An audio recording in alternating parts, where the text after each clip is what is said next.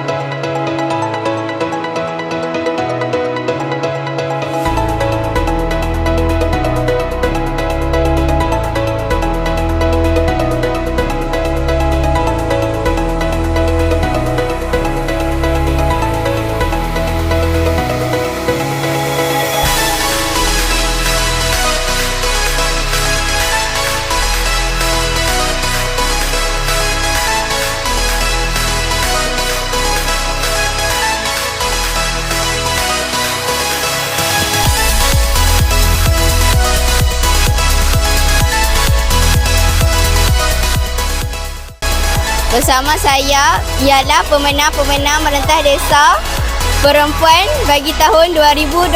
Apakah perasaan anda setelah memenangi kejohanan Merentas Desa? Berbeza kerana gembira dan bangga. Happy. Saya merasa gembira kerana setiap kali saya dapat medal. Saya merasa gembira dan bangga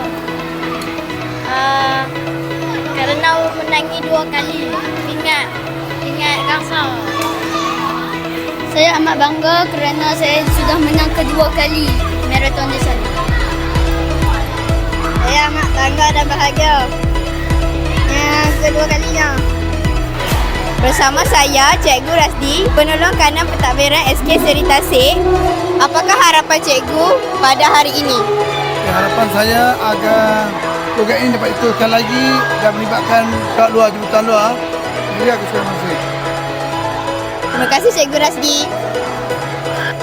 Sekian sahaja liputan pada hari ini. Saya Nursyasha Zahra dari KRI TV PSS Tasik.